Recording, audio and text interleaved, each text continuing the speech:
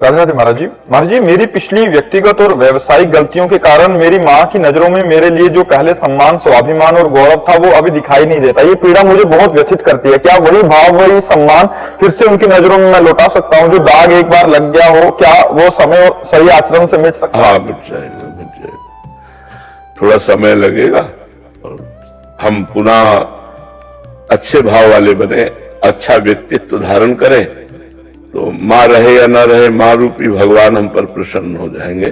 और वो प्रसन्न हो गए तो सब प्रसन्न हो गए। जा पर कृपा राम की हुई, ता पर कृपा करे सब कोई। यदि भगवान प्रसन्न हो गए तो पूरा विश्व प्रसन्न हो जाएगा, क्योंकि भगवान विश्वात्मा है। तो हमें चाहिए, हमें अच्छे आचरण करना चाहिए, माता पिता को दुख नहीं देना चाहिए। माता पिता हमारे भगवान है। मातृदेव हो, पितृदेव हो, ऐसे उनकी आराधना करें तो हमारा जीवन सफल हो जाए।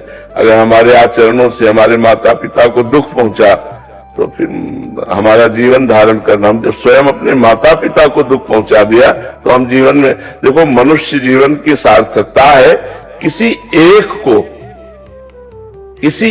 को विश्व में परोपकार करके सुख पहुंचा दो, जिससे स्वार्थ बुद्धि न हो।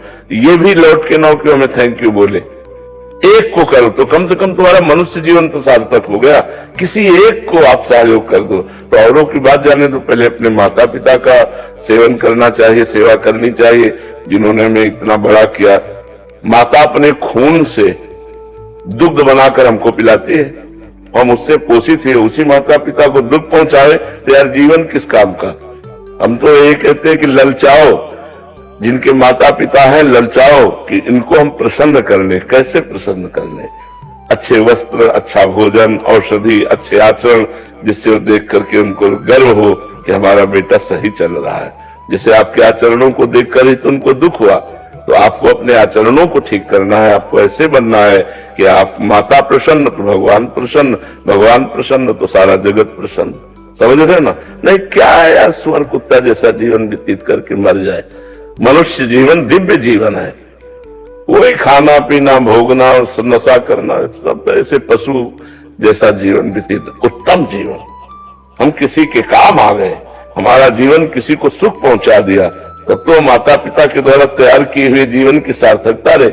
इसलिए हम आर्मी वालों को बहुत सम्मान देते हैं, क्योंकि वो राष्ट्र सेवा में प्राण अर्पित किए हुए हैं।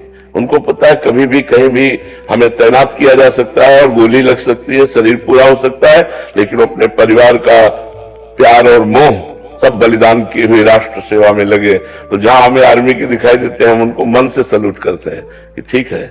संत और सैनिक, संत अपने जीवन को जैसे बलिदान करके जगत का मंगल करता है, ऐसे एक राष्ट्र सैनिक तिरंगे की रक्षा के लिए गर्दन कटवाने के लिए खड़ा हुआ है। बॉर्डर में कभी भी गोली, कभी भी आतंकवादी हमला, कभी भी कुछ, उससे डरते थोड़ी हैं। तो हम उन्हीं का आदर करते हैं जो परोपकार के लिए जीवन धारण करते हैं। तो ये हम परोपकार ही मनुष्य जीवन की सार्थकता है, जो दूसरों के काम आ गया। हमारा जीवन दूसरों के काम आ जाए, वो उसी को हम नमस्कार करते हैं। देखो बड़े बड़े सामर्थ्यशाली सिखों में हुए, जो गुरुजन हुए बड़े सामर्थ्यशाली हुए, लेकिन उन्होंने अपनी गर्दन कटवा दी, अपने को जलवा लिया, अपने को कष्ट सहा। किस लिए? कि हमारे धर्म की रक्षा हो, धर्म हमारा ना जाए। तो हम उनकी चरणों की वंदना करते हैं, हम आज उनका यश गाते हैं, उन वाहिगुरु के चरणों की शरण होते हैं। हमारा मनुष्य जीवन कितना निम्न कोटि का होता जा रहा है कि हम अपनी केवल वासनाओं की पूर्ति के लिए ऐसे जीवन को नष्ट कर रहे हैं। नहीं, उठो और अच्छे बनो, गंदे आचरणों का त्याग करो।